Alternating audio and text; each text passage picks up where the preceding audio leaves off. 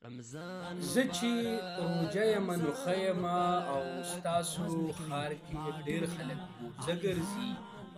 او زه چې په سجده یم نو ښه یم او دا نظم دی او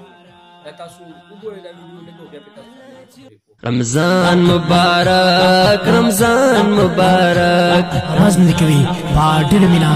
आली खान او مولانا تاسو دا نظم واورېدو د علي خان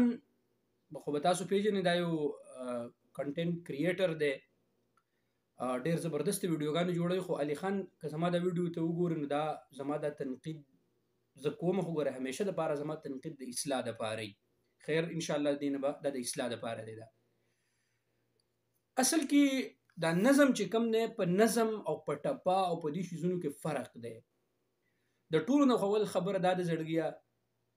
چې دا کم شس چې تا راټینګ کړی دی او الله دې په دغه کې ښه ښکلې ترقي درکړله همدغه فیلډ دی ښه بیا دا نظم دې ووایه نو خلکو دپسې بیا ویډیوګانې جوړې کړه خلک اوس دا دغه یې جوړ کړی چې زه چې په روژه یم نو ښه یم او دا اوس یو خلکو دغه جوړ کړی دی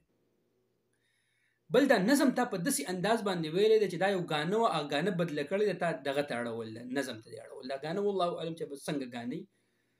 بل پکې دا قصه پکې داسې راغله چې ستاسو ښار کې ډېر خلک بوزه ګرځي نو دا لکه دا څنګه خبره ده چې ستاسو ښار کې ډېر خلک بوزه ګرځي یا خو دا خلکو خیال دې ساتلی دی د کومو خلکو مطلب دا چې څوک بیماراني یا مطلب دا چې څوک د ګردو دغه یا خو د دغه خلکو خیال ساتلی دی ټیک شو که نه نو علي خان بالکل دا خپلې ویډیوګانې کوه دا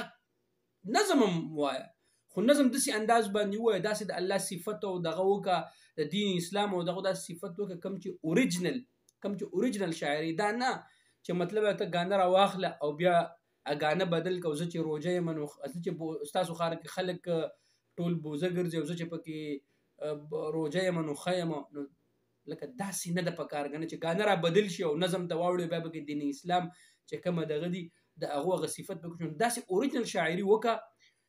بیا پکې نظم ووایه نو هغه به مزه وکړي نو انشاءالله امید ده چې زما دا خبره به تا